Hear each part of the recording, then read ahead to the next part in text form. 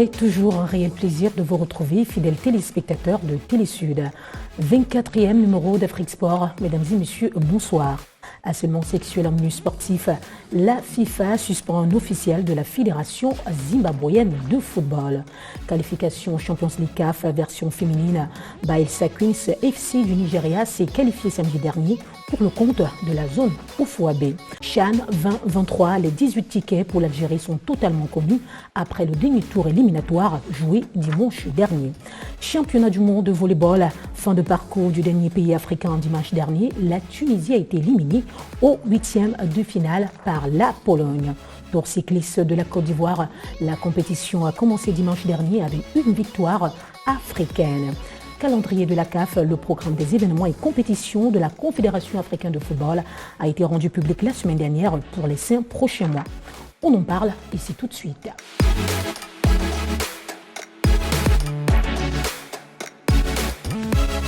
Le meilleur de l'actualité sportive de l'Afrique, c'est Situe le Sud. Bonsoir à vous, amoureux du sport en Afrique, au-delà des frontières africaines. Bonsoir Fidel Castro. Bonsoir Marceline, bonsoir à Jean-Jacques Missé, bonsoir également à tous les téléspectateurs de Télésud partout. Bonsoir Jean-Jacques Missé. Bonsoir Marceline, bonsoir Castro, bonsoir à tous les téléspectateurs de Télésud. Calendrier de la CAF, le programme des événements et compétitions de la Confédération africaine de football a été rendu public la semaine dernière pour les 5 prochains mois. La Confédération africaine de football a en effet rendu public le calendrier des événements et compétitions organisés par la CAF pour la période allant du 10 septembre 2022 au 4 février 2023. Un calendrier bien établi, on peut donc avoir quelques dates. Le tirage au sort de la Ligue des champions féminines Total Energy qui se tiendra au Maroc le 10 septembre 2022. Le tirage au sort de la Coupe d'Afrique des Nations de Beach Soccer le 15 septembre 2022 au Mozambique. Le tirage au sort du CHAN Total Energy Algérie 2022 le 1er octobre de la même année en Algérie. Le tirage au sort, deuxième tour préliminaire additionnel Coupe de la Confédération de la CAF Total Energy le 18 octobre 2022 en Égypte. La Ligue des champions féminines Total Energy le 30 octobre. Voilà au Maroc le tirage au sort, phase de groupe Ligue des champions et Coupe de la Confédération africaine de football en novembre 2022 en Égypte. Jean-Jacques Missé, 2 septembre à janvier, pas de répit pour le mouvement sportif et footballistique africain. Oui, c'est une très bonne chose pour ces jeunes Africains qui ont besoin de compétition. Ouais. Parce que pour rivaliser, pour atteindre le niveau international vraiment, il faut énormément de compétition, beaucoup de préparation. Et je pense que se confronter à d'autres nations, à d'autres compétiteurs, c'est une très bonne chose. Et je pense ici qu'il faut que les dirigeants africains sachent que et la CAF a bien fait de donner un calendrier bien avant pour qu'ils puissent se préparer, ils aient le temps de se préparer, parce que parfois il y a des clubs qui n'arrivent pas en compétition, qui arrivent le jour même parce que les dirigeants n'ont pas fait ce qu'il fallait. Hormis le mois de décembre, Fidel Castro, où on ne note pas d'événements, mais il faut tout de même relever que durant cette période, des compétitions se joueront quand même. Oui, les compétitions se joueront. Si on doit se limiter uniquement au continent africain, vous devez savoir que le mois de septembre, la CAF, nonobstant le fait que la Coupe d'Afrique des Nations a été reportée pour le mois de juin, la CAF a quand même permis aux sélections africaines qui sont engagées dans les compétitions, dans la Coupe du Monde, de pouvoir se préparer. Maintenant, le mois de décembre et de novembre est consacré pour la Coupe du Monde. Et vous savez que pendant la Coupe du Monde, la quasi-totalité, pour ne pas dire la totalité des compétitions de la CAN ou bien de la CAF sont mises entre parenthèses. Donc moi je dis, et cette Coupe du Monde va se terminer sensiblement au mois de décembre. Donc les joueurs n'auront que quelques jours pendant le mois de décembre, puisque en début janvier, on recommence avec Justement, le CHAN. Vous gardez la parole, Fidel Castro. Le tirage au sort de la Ligue des champions féminines de la CAF aura lieu le 9 septembre, alors que la compétition elle-même se déroulera à partir du 30 octobre, 2 mois après. Ce délai est-il suffisant pour la préparation des équipes? Non, les équipes ont déjà commencé à se préparer. Parce que vous devez le savoir, c'est qu'avant d'arriver au tirage au sort, qui lui ne va mettre en place que les phases de poule. Oui. Il y a d'abord une phase de qualification. La semaine dernière, nous parlions encore au cours de la 23e édition, qu'il y a des tournois où encore il y a des zones qui ont déjà livré leur qualification. Ça peut être, c'est la zone COSAFA, c'est la zone UEFA, c'est la zone du Maghreb qui a déjà livré ses représentants. Maintenant, il reste l'éternel retardataire qui est la zone UNIFAC, qui, elle, doit encore livrer son représentant. On en reparlera d'ailleurs tout à l'heure. Dans ce calendrier, on note également que la Super Coupe de la CAF opposera 2 clubs marocains ce samedi 10 septembre 2022 à Rabat, au Maroc. Il s'agit de Wydad de Casablanca, vainqueur de la Ligue des Champions de la CAF, qui croisera le fer avec la Renaissance sportive de Berkane, vainqueur de la Coupe de CAF. Un choc 100% marocain qui s'annonce avec beaucoup d'étincelles, Jean-Jacques Missis. Oui, je pense que c'est un match explosif entre les deux. C'est-à-dire qu'il y a une suprématie marocaine qui doit s'établir. Bon, c'est un match comme un autre. Fidel Castro, le championnat marocain de football a commencé et rendu à la 2e journée. Les 2 équipes ne sont pas à la tête du tableau. Le Wydad, voilà, est 9e et Berkane 15e. D'après vous, quelle pourrait être l'issue de cette rencontre? Bon, vous savez qu'il y a une différence entre un match de championnat et un match de coupe, parce que la coupe, elle ne se joue pas, mais elle se gagne. Donc, et parfois, les équipes arrivent à se transcender au niveau des compétitions internationales. Donc, moi, je pense que ce sera un match de haute facture, compte tenu du passif des 2 sélections en termes de coupes africaines. Maintenant, ce que moi, je veux dire, contrairement à ce qu'on a, mais ce n'est pas une compétition, je veux dire, il y a un triple enjeu. Et tout à l'heure, peut-être on en reparlera, mais je dis, ça commence à faire un peu trop. On a l'impression que la CAF ne se limite qu'au Maroc. Ça commence à faire un peu trop. On ne peut pas avoir une coupe intercontinentale avec 2 clubs marocains. Vous devez savoir que la dernière finale de la Ligue des Champions, c'est joué au Maroc.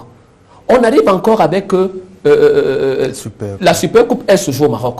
Le tirage au sort se fait au Maroc. Ça commence un peu à poser un problème. Est-ce qu'on voudrait dire que l'Afrique se résume uniquement au Maroc? Moi, j'ai rien contre le... Peut-être que les Marocains sont mieux organisés, ne sait-on jamais.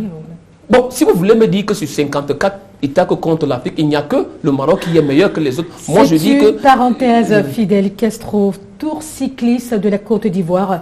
La compétition a commencé dimanche dernier avec une victoire africaine.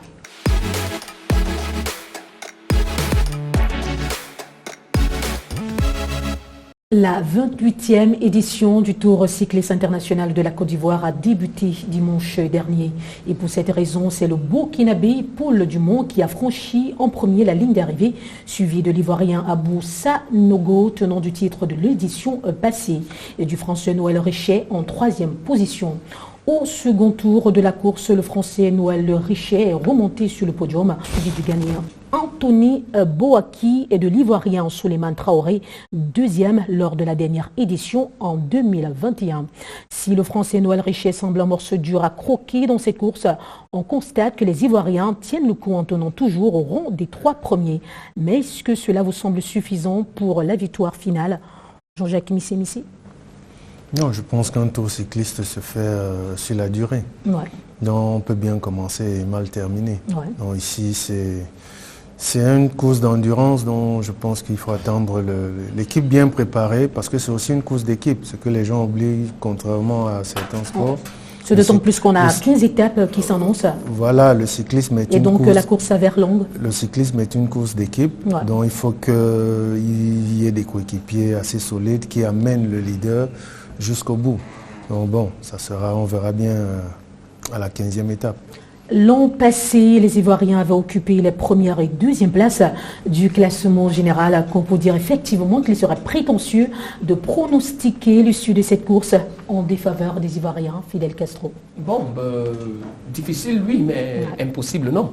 Mais c'est qu'il faudrait dire que le Tour cycliste ivoirien s'inscrit dans les calendriers de l'Union cycliste internationale. Je crois que, sauf erreur de ma part, ils sont dans 1+2, c'est-à-dire que c'est une course cycliste qui est un peu en arrière de ce qu'on peut voir à la tropicale à Nissa Bongo, encore autour du Rwanda et même autour du Cameroun, qui sont classés un peu plus dans un classement un peu plus au-dessus que le Tour cycliste ivoirien. Ça veut dire qu'il n'y a pas beaucoup de formations professionnelles qui participent à ce tour.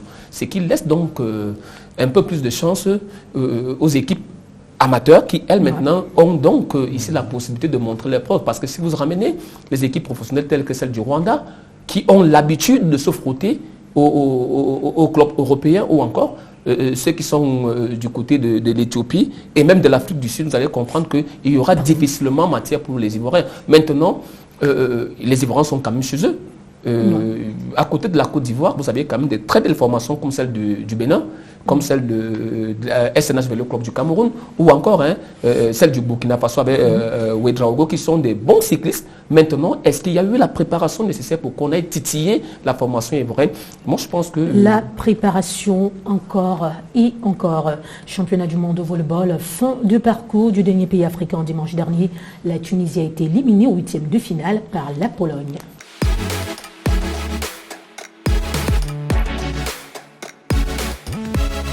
La 20e édition du championnat du monde masculin de volleyball a débuté le 26 août dernier en Pologne et en Slovénie pour s'achever le 11 septembre 2022 avec 24 pays en lice. L'Afrique était représentée par 3 pays, à savoir l'Égypte, la Tunisie et le Cameroun. Le Cameroun et l'Égypte étant sortis dès le premier tour, l'espoir des pays africains résidait sur la Tunisie qui avait pu se qualifier pour le second tour. Un espoir de courte durée puisque dimanche dernier, la Pologne a eu raison des Aigles de Carthage. Repêché en tant que meilleur troisième de la poule A avec un seul match gagné, la Tunisie faisait face à la Pologne, première du groupe C avec 3 matchs sur 3 gagnés. La défaite de la Tunisie était-elle prévisible, Fidel Castro?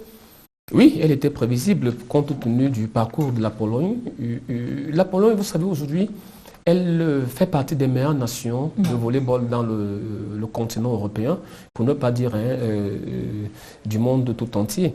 Maintenant, pour ma part, je pense que la Tunisie, même si elle a montré des belles choses durant cette compétition et même avant, dans la phase préparatoire, parce que arriver à bout d'une équipe comme la France qui est, il faut le rappeler, champion olympique, champion de la Ligue européenne des nations, champion du monde, il fallait le faire. Donc moi, je pense que la Tunisie avait les armes, mais elle est tombée sur plus fort. Et lorsqu'on tombe sur plus fort, vous savez, le sport, contrairement à ce que l'on peut penser, le sport c'est une réalité scientifique. Et cette réalité, parfois, on peut penser jongler, on peut passer à avoir des éclairs, mais à un moment, ça finit par nous rattraper. Donc je dis, défaite, il fallait s'y attendre. Maintenant, est-ce que la Tunisie a fait un bon parcours? Pour ma part, je pense que la Tunisie est arrivée là où elle devrait arriver, compte tenu de ses forces et de ses faiblesses. On souhaite le meilleur à la Tunisie pour les compétitions à venir. CHAN 2023, les 18 tickets pour l'Algérie sont totalement connus après le dernier tour éliminatoire joué dimanche dernier.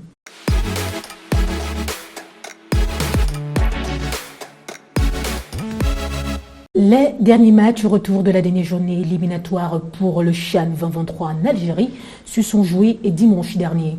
À domicile, la Côte d'Ivoire s'est qualifiée difficilement face au Burkina Faso, 5 buts contre 3 après tir au but. Le match allait s'étant soldé auparavant pour un score vierge. Le Congo s'étant également qualifié en renversant la RCA, 1-0 après défaite à l'aller, 1 but contre 2. Son voisin d'à côté, la RDC, passe également facilement devant le Tchad. Victoire congolaise, 1-2 à l'aller et 5-0 au retour. Le Cameroun, pays hôte de la dernière édition, a renversé la pente et ira en Algérie. En effet, après sa défaite 1-0 à l'aller à Malabo, le Cameroun a remporté sur la Guinée équatoriale 2-0 au match retour. L'Angola a également eu son ticket pour l'Algérie, dominant l'Afrique du Sud par un score sans appel de 4-0. La liste complète des 18 pays qualifiés pour la phase finale du CHAN 2022 s'annonce comme suite. L'Algérie, pays hôte, le Maroc, tenant du titre, Libye, Sénégal, Mauritanie, Mali, Niger, Ghana, Côte d'Ivoire, Congo, RD, Congo, Cameroun, Soudan, Éthiopie, Ouganda, Madagascar, Angola et enfin Mozambique. Rappelons que le CHAN 2023 se déroulera du 13 janvier au 4 février 2023 en Algérie. Le tirage au sort des poules aura lieu le 1er octobre 2022 en Algérie selon le calendrier de la Confédération africaine de football.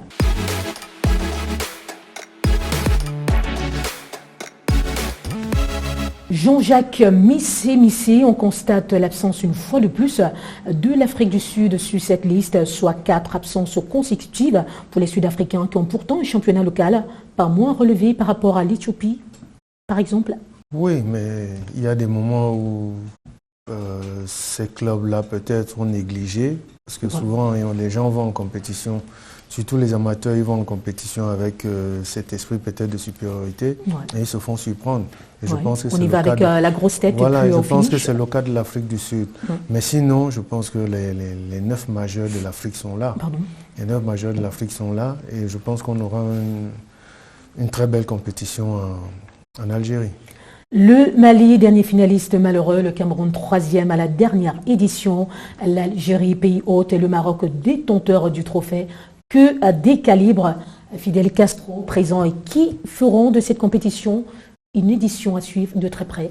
Oui, depuis la création, et c'est l'occasion pour moi de rendre hommage à Issa Hayatou, qui est le concepteur de cette compétition. Une fois de plus. Oui, parce qu'on a vu, il faudrait le dire, parce qu'on a quand même remarqué que chaque fois qu'on parle de Coupe d'Afrique des Nations, il y avait très peu de joueurs évoluant sur le continent africain qui étaient présents au cours de cette édition. Il a bien eu l'ingénieuse idée de mettre en place cette compétition. Maintenant, c'est une occasion pour les footballeurs évoluant sur le territoire africain de pouvoir revendre leur talent. Maintenant, les cadeaux seront là. Le Maroc, la RDC, le Cameroun, l'Algérie, la Côte d'Ivoire qui était absente lors de la dernière édition au Cameroun. Maintenant, là où je ne serais pas d'accord avec Jean-Jacques, c'est que ce n'est pas simplement une question de sélection A' de l'Afrique du Sud. À la dernière Coupe d'Afrique des Nations, vous avez constaté que l'Afrique du Sud n'était pas présente. Au Cameroun, l'Afrique du Sud n'y était pas. N'eût été son exploit réalisé en Égypte en 2019, mais avant 2019, souvenez-vous, en 2017, c'était le bis repetita. L'Afrique du Sud a un problème. Elle a peut-être l'un des meilleurs championnats du continent africain, mais je pense qu'au niveau de ses sélections nationales, elle a un véritable problème. Peut-être, on parle de la continuité, c'est-à-dire que c'est au niveau je dirais de la continuité, c'est-à-dire qu'il y a une génération qui a joué. Bon, il n'y a pas ce suivi-là. Nous avons vécu ce système avec le Cameroun aussi. Le Cameroun, le Canon, l'Union, le Tonnerre gagnaient les Coupes d'Afrique. Mais au niveau des Lions indomptables, ça ne suivait pas. Je pense que l'Afrique du Sud est en train de subir le même phénomène. Pour oui, je peux être d'accord avec ce point de vue. Simplement, mais il faudrait ajouter que l'Afrique du Sud commence à souffrir du même problème que l'Angleterre a souffert il y a quelques années. C'est-à-dire qu'on a un très bon championnat, mais ce championnat est totalement dominé par les expatriés. Parce que quand vous prenez tous les clubs sud-africains, que ce soit le Mamelodi Sundowns, que ce soit tous les autres clubs, vous allez voir qu'en grande majorité, ils sont composés à 80% des expatriés, c'est-à-dire des étrangers. L'Angleterre a pu remédier. L'Angleterre a pu remédier en instaurant un système de quotas. Il faut instaurer un système de quotas. Et même la formation, surtout la formation en Angleterre a changé.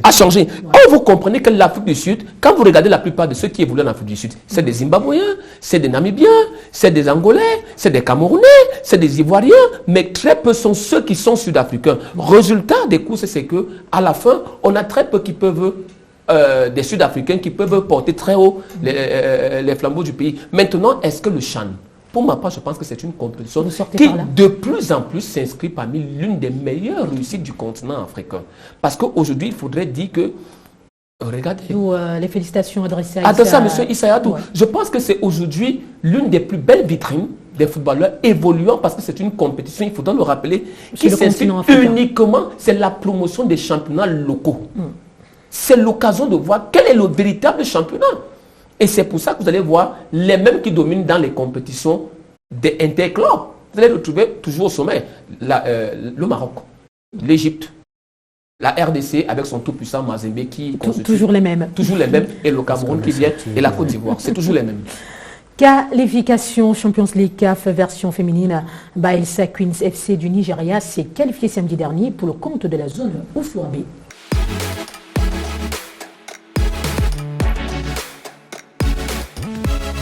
Les qualifications pour la Champions League africaine de football version féminine tirent à leur fin. Samedi dernier, lors du tournoi qualificatif organisé en Côte d'Ivoire, c'est Bayelsa Queens du Nigeria qui s'est qualifié pour le compte de la zone ouest africaine. Oufouabé. Les champions en titre du Nigeria ont battu en finale les Ghanéennes d'Arkoa, les 10-3-0. Rappelons que les 6 autres équipes qualifiées à ce jour sont Simba Queens FC de la Tanzanie, zone C CAFA, Asfa Maroc Club Hôte, Wadi Degla d'Égypte de la zone UNAF, Green Buffaloes Zombie de la zone COSAFA, Mamelodi Sundowns Afrique du Sud au nom du titre de la zone COSAFA, Determine Girls FC du Libéria de la zone fois A. Pour compléter la liste, il reste à connaître le représentant de la zone UNIFAC dont le tournoi qualificatif est en cours. Toujours en attente du représentant de la zone UNIFAC, Fidel Castro. Bon, on commence déjà à s'y habituer, même si ça peut peut-être faire sourire Jean-Jacques et tous ceux qui sont amoureux de l'Afrique centrale. Mais c'est un sourire qui en réalité cache des pleurs. Ça cache des pleurs parce que, pour moi, c'est une honte. Pas le nôtre d'ailleurs. Oui, c'est une honte simplement parce que les mêmes choses reviennent chaque année. Ouais. On reprend les mêmes choses et à la fin, on aura les mêmes résultats. Les mêmes résultats, ce sont lesquels? C'est que l'Afrique centrale est toujours derrière. Parce que ce qu'on appelle UNIFAC, en réalité, c'est l'Afrique centrale. Ouais. Et l'Afrique centrale va toujours rester en arrière. Conséquence des courses, c'est qu'aujourd'hui, la compétition va démarrer, mais on ne connaît même pas encore le représentant. Merci Fidel Castro. En quelques mots et au pas de course, Jean-Jacques Missémissi, comment expliquer ce retard observé au niveau de la zone UNIFAC? Je ne sais pas, c'est au niveau de l'organisation, tout simplement. Ouais. Ce sont les responsables. Ce n'est pas les joueurs, on le sait. C'est au niveau des responsables, ils ont un calendrier, la CAF envoie un calendrier, c'est à eux de suivre le calendrier, mais comme ce n'est pas des acteurs sur le terrain, voilà, on arrive à ce genre d'événement. Et puis ils vont demander de l'extraordinaire aux joueuses ou aux joueurs, non, c'est pas ça. Il faut qu'ils prennent leurs responsabilités et qu'ils fassent leur travail. La balle ronde, le football, là c'est mystère, mais il faut se préparer encore et encore. Oui, il faut se préparer, mais il ne faut pas s'attendre à des miracles. Parce que ces jeunes filles, quand on leur demande de faire des résultats, moi je ne pense pas. Parce que il y a un processus pour préparer une compétition. Ouais. Si on veut être au top, il faut s'entraîner, il faut préparer. C'est-à-dire qu'à tous les niveaux, que ce soit psychologique, alimentaire et tout, tout ça c'est un processus. Voilà. Donc on ne peut pas demander des miracles quand on ne peut même pas déjà organiser une compétition. Harcèlement sexuel en milieu sportif, la FIFA suspend un ancien officiel de la Fédération zimbabwéenne de football.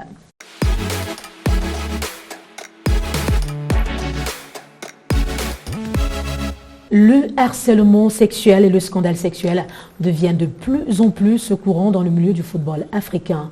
Pour calmer la tendance, la Fédération internationale de football est actuellement en train d'auditer sur les exactions sexuelles dénoncées dans la Fédération gabonaise de football. Pendant ce temps, c'est un ancien dirigeant du football zimbabwéen qui s'est vu suspendre par l'instance fêtière pour une durée de 5 ans. En effet, le comité d'éthique de la FIFA a reconnu Obel Zoya, qui était secrétaire général de la commission des arbitres de la FIFA, coupable d'avoir abusé de sa position en harcelant sexuellement 3 arbitres féminins. Une amende de près de $20 300 lui a donc été imposée. Après une analyse minutieuse des déclarations écrites des victimes ainsi que des diverses preuves recueillies au cours des enquêtes à mener, la chambre juridictionnelle a été confortablement convaincue que M. Zoya avait enfreint 3 articles du code éthique de la FIFA. Finalement, c'est cette affaire du sexe qui gâtera le football, Fidel Castro? Non, pas simplement le football, mais le sport en général. Voilà, le sport en général. Parce que je pense qu'au-delà de... le harcèlement sexuel n'est pas simplement une question qui se vérifie en termes de football, mais c'est dans la société en globalité. On sait que la société souffre de ce problème. Vous avez vu des grands champions olympiques, l'américaine championne de gymnastique a été victime. En Europe, c'est courant. En Afrique, c'est devenu monnaie courante. Hier, c'était la Fédération gabonaise de football. Avant-hier, c'était la Fédération camerounaise de karaté, avec son président qui a été suspendu. C'était la Fédération burkinabé. Aujourd'hui, ça devient le dirigeant zimbabwéen. Je pense que c'est une question sur laquelle les instances sportives, en commençant par le comité voilà, justement, vous me permettez de vous poser cette question. Comment comprendre qu'après les scandales déjà connus et décriés, les acteurs du sport continuent à se plaire dans ce jeu d'harcèlement sexuel? Non, ce n'est pas une question de se plaire, c'est une question d'éducation. C'est un fléau social. C'est comme la drogue. C'est-à-dire qu'on dit qu'il ne faut pas se doper en milieu sportif, mais vous voyez quand même des gens qui continuent tout le temps et ça revient. à se doper, ça revient. Moi, je pense que pour résoudre le mal, c'est une question d'éducation. C'est une question d'éducation. Un point qui est peut-être oublié dans ce secteur. Oublié, mais parce qu'il faudrait d'abord commencer par éduquer les formateurs, par éduquer les encadreurs, parce qu'au-delà de l'aspect sportif, il faudrait voir que le sport est une discipline qui permet de former l'homme.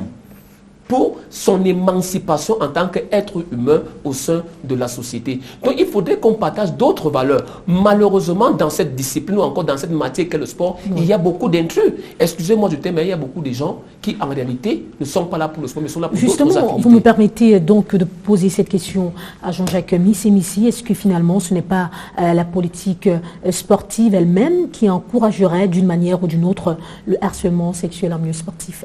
Je pense que c'est tout simplement une question c'est-à-dire que le dirigeant qui domine, qui pense qu'il domine l'athlète et qui impose ses vues à l'athlète. En disant par exemple, si tu ne fais pas ceci, tu n'auras pas à compétir au-delà des frontières africaines. Tu ne t'amènes pas en compétition et tout. C'est tout ça, comme Castro disait tout à l'heure, c'est une question d'éducation, une question de personne.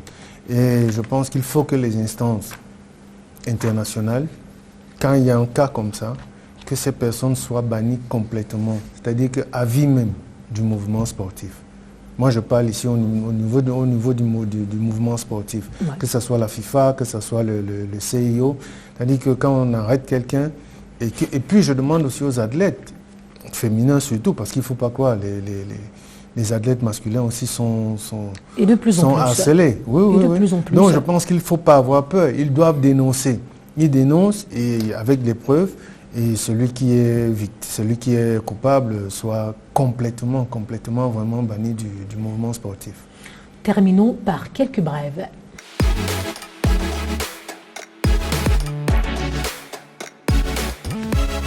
Le tournoi UFOA U20 qualificatif pour la prochaine CAN U20 a débuté le 28 août dernier et s'achèvera le 10 septembre 2022 en Mauritanie.